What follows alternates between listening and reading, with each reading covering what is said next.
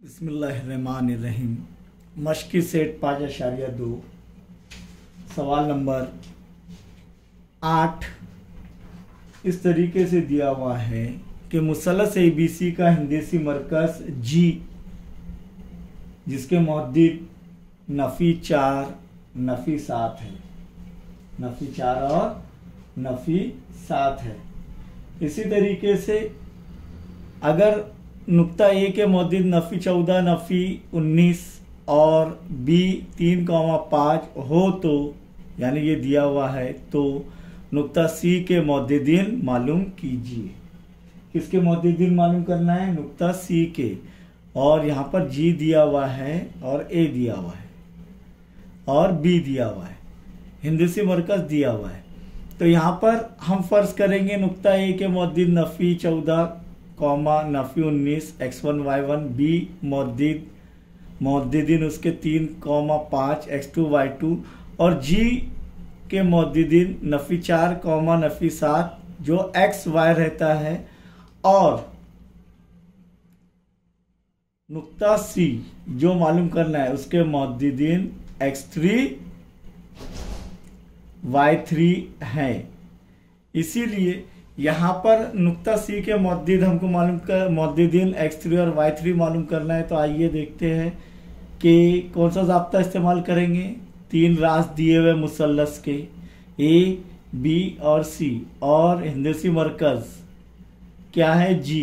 तो यहाँ पर हिंदसी मरकज के ज़ाब्ते से, हिंदसी मरकज के ज़ाब्ते से क्या होगा? देखिए, x बराबर x1 जमा x2 जमा x3 बटे 3। तो बराबर x1 क्या है? देखिए, नफ़ी 14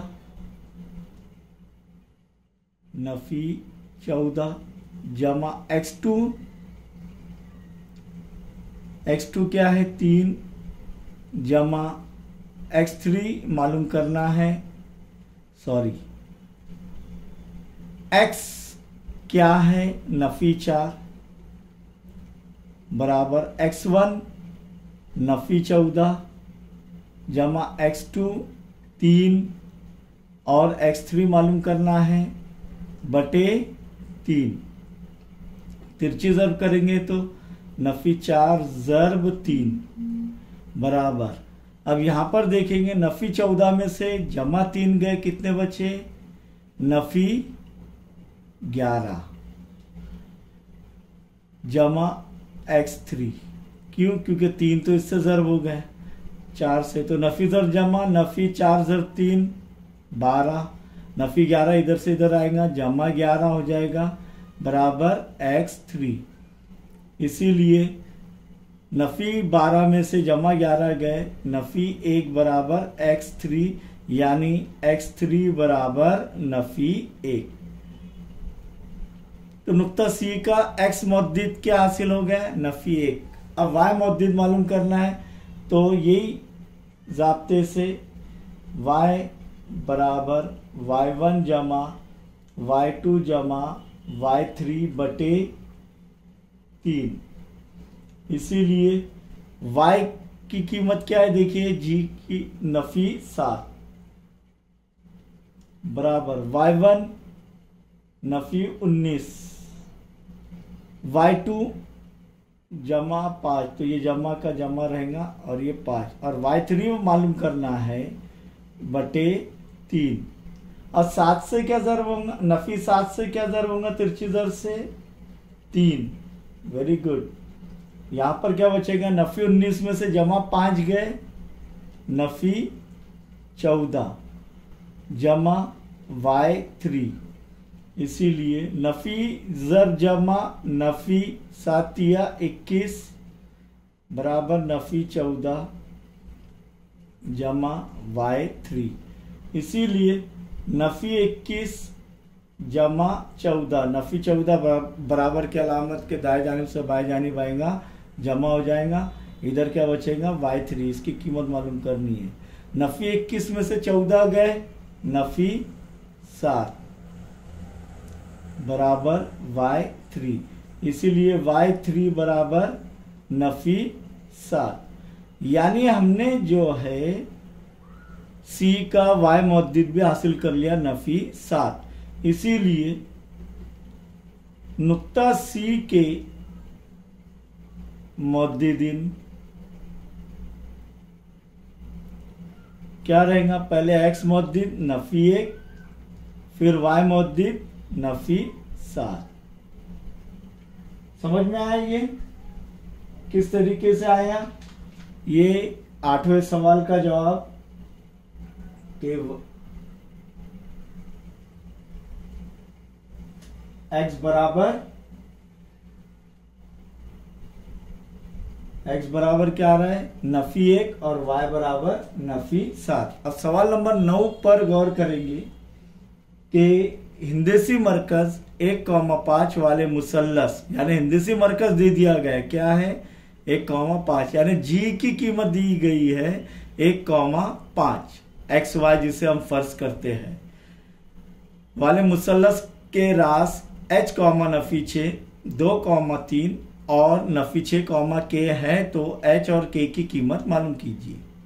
अब यहां पर फर्ज किया नुक्ता A h, Nafi 6 x1 y1, नुक्ता B फर्ज करेंगे जिसके मौद्दिदीन 2,3 है x2 y2 और नुक्ता C के मौद्दिदीन नफी 6, k यानी x3 y3 और G के मौद्दिदीन 1,5। जी के मौद्दिदीन क्या आएंगे?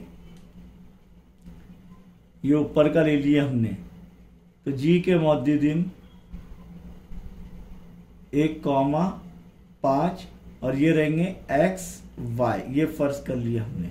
इसीलिए अब हमें h और k की कीमत मालूम करनी है, तो h और k की कीमत मालूम करने के लिए क्या करेंगे? कौन सा ज़ाब्ता इस्तेमाल करेंगे? जी दिया हुआ है तो हिंदसी मरकज के ज़ाब्ते से, हिंदसी मरकज के ज़ाब्ते से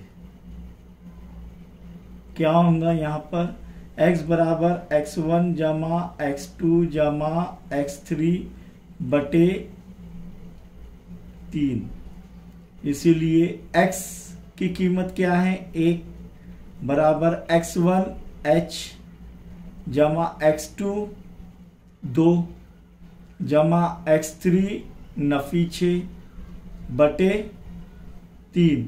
3 किससे ज़र्ब होगा? तिरछी ज़र्ब करेंगे तो क्योंकि हम 1 ज़र्ब 3, 1 से ज़र्ब होगा, 1 ज़र्ब 3 बराबर h जमा 2 जमा ज़र्ब नफी नफी 6, इसीलिए 3 बराबर h नफी 6 में से जमा 2 गए नफी 4, नफी 4 बराबर के अलामत के इस जानिब से इस जानिब जाएगा, जमा हो जाएगा, तो इसीलिए 3 जमा 4 बराबर h, इसीलिए 3 जमा 4 कितने होते हैं? 7 बराबर h, यानी h बराबर 7।